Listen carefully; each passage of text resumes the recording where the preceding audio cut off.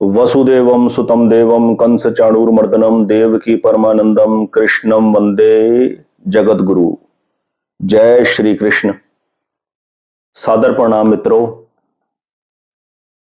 आज की ये वीडियो एक ऐसे गहन विषय के ऊपर है जिस विषय से ऊपर इस यूनिवर्स में कुछ नहीं है। मैं ये तो नहीं क्लेम करता कि मैं आत्मज्ञानी हूं या मैं एनलाइटेंड हूं, मैं ऐसा कोई क्लेम नहीं करता और ना मैं हूं, सच बात जो है।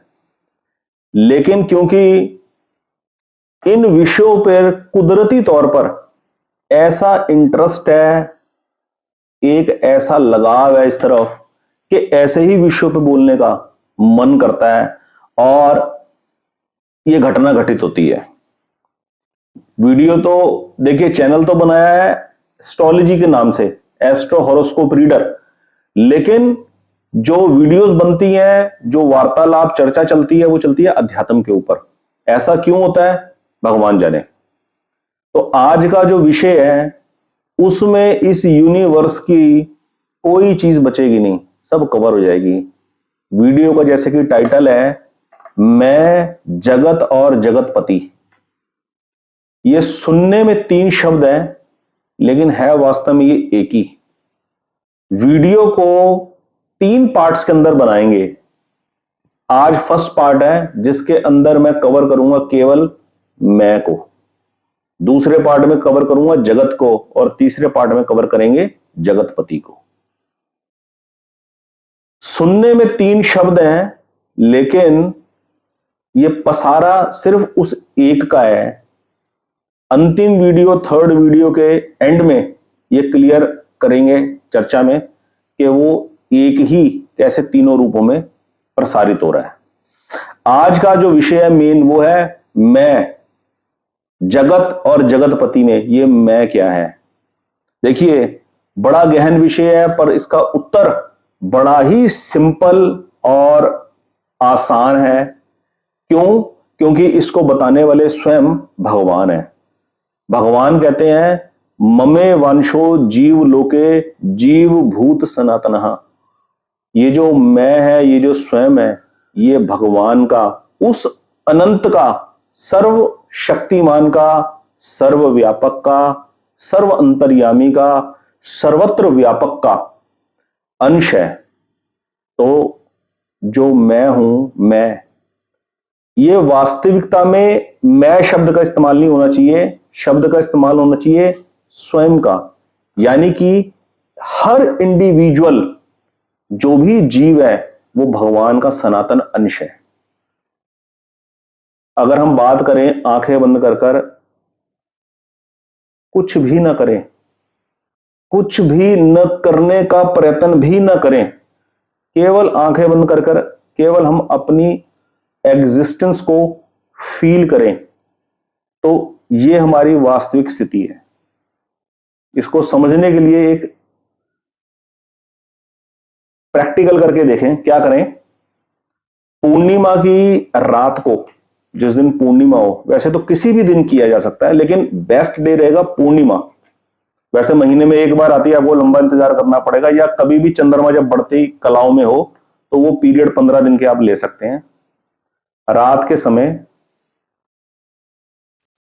घर की छत पे चले जाएं और वहां चेयर डाल के बैठ जाएं आराम से, शांति से, और एक परात में ना, स्टील की परात में, पीतल की परात में, जिसका मुंह काफी खुला हो, या कोई तसला ले लें, लेकिन हो वो बिल्कुल साफ सुथरा, उसका सरफेस बिल्कुल साफ सुथरा हो, जैसे कोई नया बर्तन होता है। आइडियल है कि स्टील की परात ले ले तो ज्यादा बेहतर है। उसमें जल भरकर ना उसे छत पे रख दें और शांत बैठ जाएं। कोई शोर शराबा नहीं, कोई म्यूजिक नहीं, कुछ नहीं। और अब उस चेयर पर बैठकर केवल और केवल चंद्रमा को निहारें। ये जो स्थिति है, ये जो ओरिजिनलिटी है, ये तो सच्चाई है, वास्तविकता है, चंद्रमा का होना, एग्जिस्टेंस होना। ऐसे हमारी एग्जिस्टेंस है, ऐसे हम उस अनंत के अंश हैं। जैसे ये चंद्रमा भासित हो रहा है ना ऊपर आकाश में, पूरे यूनिवर्स का, इस यूनिवर्स का इस अर्थ प्लेनेट का उपग्रह बनकर वो टिका हुआ है। ऐसे एग्जिस्टेंस है जैसे वो एक अनंत का हिस्सा है वो चंद्रमा, ऐसे हमारी एग्जिस्टेंस उस अनंत का एक हिस्सा है, उस अनंत का एक छोटा हिस्सा है। इसके लिए कोई भी दूसरा शब्द उपयोग ना करे। भगवान ने बहुत उत्तम शब्द इसके लिए दे रखा है, ममे वांशो जीव लोके जीव भूत सनातनः। यह जीव जो है मेरा सनातन अंश है। हर वक्त इस चिंतन, इस आभास में रहें, मैं भगवान का सनातन अंश हूं, मैं भगवान का सनातन अंश हूं, मैं भगवान का शाश्वत अंश हूं, मैं नारायण हूं, अहम ब्रह्मास्मि, मैं ब्रह्म हूं। इस प्रकार के शब्दों का इस्तेमाल न करें। केवल सिंपल मैं भगवान का सनातन अंश हूं, बस इतना। यानी कि ये जो स्थिति है भगवान के सनातन अंश की, ये मैं उस समय की स्थिति बता रहा हूं जो शरीर के रहित है। अभी शरीर का संग इसके साथ नहीं हुआ, अभी जगत सेकंड पार्ट इसके साथ नहीं जुड़ा, केवल ये प्योर फॉर्म।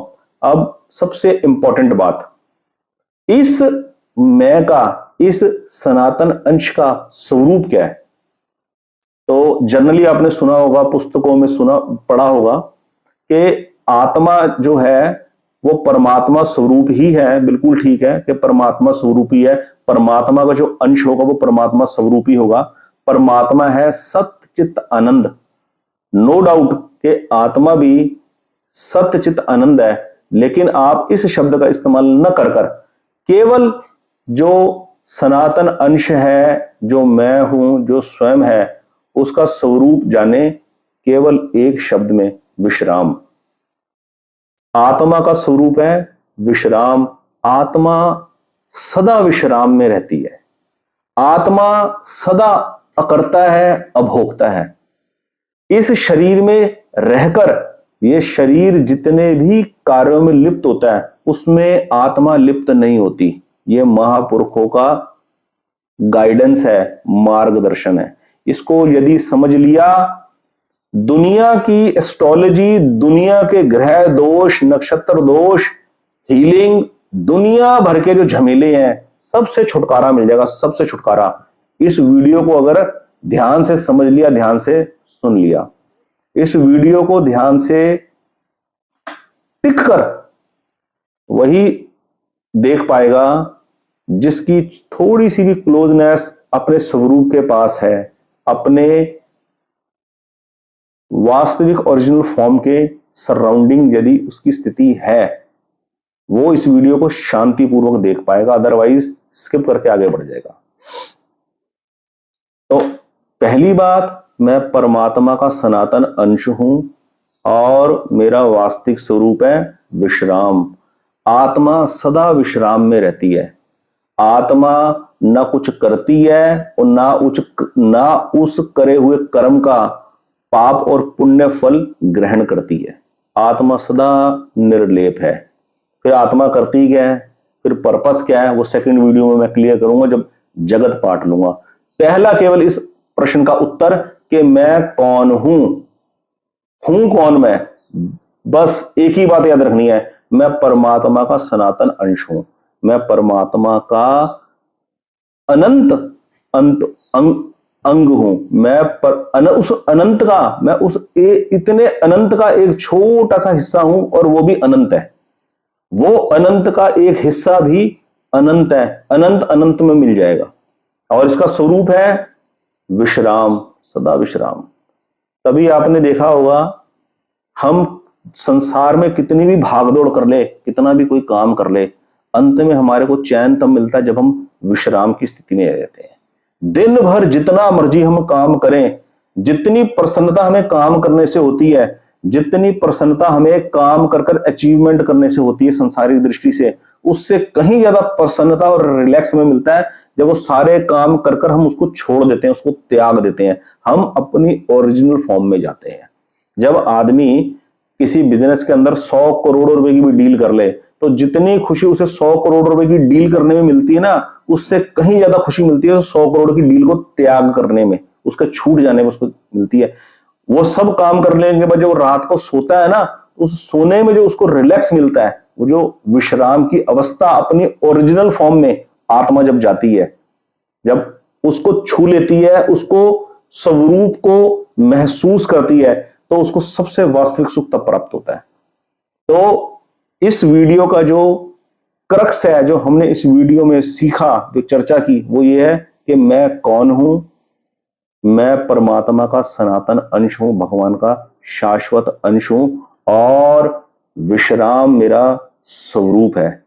संसार में भागना, संसार के अंदर कर्म करना, उस कर्म का फल भोगना मेरा काम नहीं है। आत्मा अपने स्वरूप को भूल गई, इसलिए वो अगले स्टेप में बढ़ गई है।